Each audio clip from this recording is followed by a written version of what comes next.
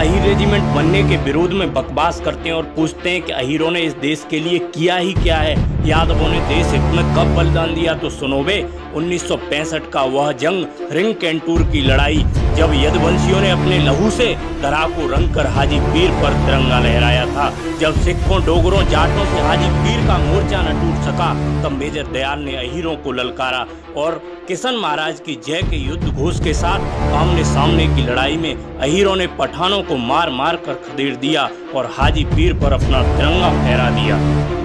जय श्री कृष्ण, जय यदुवंशम। एक बार फिर से स्वागत है आपके अपने YouTube चैनल यादव अहीर यदुवंशी में। मित्रों, आज की पेशकश है भारत और पाकिस्तान युद्ध 1965 के दौरान हाजी पीर पहाड़ी दर्रे, रिंग कैंटूर की लड़ाई और अहीर सूरवीरों के पराक्रम, शौर्य, त्याग व बलिदान की कहानी। यदुकुल संस्कृति की यह प्रस्तुति हमें लिख भेजी है भाई पवन यादव जी ने। हमें उनका बारंबार शुक्रिया अदा करना चाहिए, क्योंकि वह यादवों के छिपे हुए इतिहास को सबके सामने लाने के लिए पुरजोर मेहनत कर रहे हैं। उनका मेरी तरफ से तहे दिल से धन्यवाद। मित्रों, यादव अहीर यदुवंशी आपका अपना YouTube चैनल है, इसे सब्सक्राइब करना बिल्कुल न भूलें और बेल आइकन को अवश्य प्रेस करें और साथ ही साथ यादवों के इतिहास को जन जन तक पहुंचाने में हमारी मदद करें। जितना ज़्यादा हो सके वीडियो को शेयर करें। धन्यवाद मित्रों। तो चलिए जानते हैं हाजी पीर लड़ाई में दुश्मनों के दांत खट्टे कर देने वाले महावीरों के पराक्रम, त्याग व बलिदान के बारे में।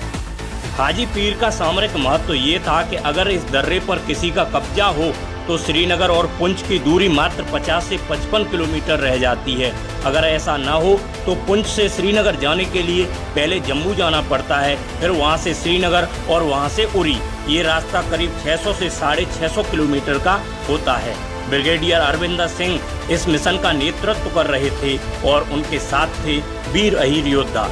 अरविंदर सिंह याद करते हैं कि मौसम बहुत खराब था, लेकिन फौज में कहा जाता है कि जितना खराब मौसम हो, आक्रमण करने वालों के लिए उतना ही अच्छा होता है, क्योंकि रक्षण करने वाले उस समय थोड़ा सुस्त हो जाते हैं। मेजर अरविंदर ने वहां जो देखा उससे उनके पैरों के नीचे से जमीन निकल गई। वहां पर बहुत बड़ी संख्या में पाकिस्तानी सैनिक तैयारी के साथ लगे हुए थे। अरविंदर ने उसी समय उन पर हमला बोलने का फैसला किया। हालांकि उनके पास उस समय सिर्फ 65 सैनिक थे। युद्ध का आगाज हुआ। अहीर योद्धाओं ने जयकारा लगाया, किशन महाराज की जय, और दुश्मनों पर टूट पड़े। अरविंदर जी कहते हैं कि हमारी पाकिस्तानियों से हाथों से लड़ाई हुई। मैंने खुद 2 लोगों को संगीन से मारा। अगर मैं उन्हें नहीं मारता तो वो मुझे मार डालते। इस हमले में 23 भारतीय सैनिक हताहत हुए, लेकिन हमने हाजी पीर पर पूरा नियंत्रण कर लिया था। युद्ध इतना भयावह था कि उस समय बाकी बचे हुए सैनिकों में इतना भी दम नहीं था कि वो अपने पैरों पर खड़े हो पाते।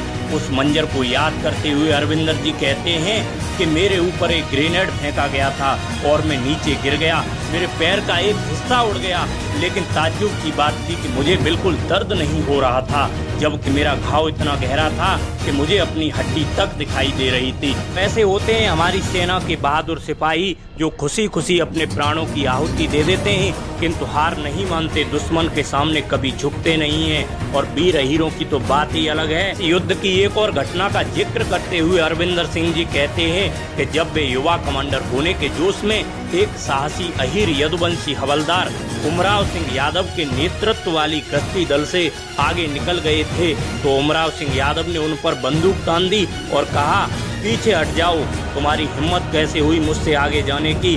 अरविंदर सिंह ने उनके दल को न चाहते हुए भी आगे जाने दिया। तो ऐसे होते हैं वीर अहीर जो खुशी खुशी अपने देश के लिए अपने प्राणों की आहुति दे देते हैं। उमराव सिंह यादव जी को उनकी वीरता के लिए मरणोपरांत वीर चक्र से सम्मानित किया गया और अरविंदर सिंह जी को महावीर चक्र से सम्मानित किया गया।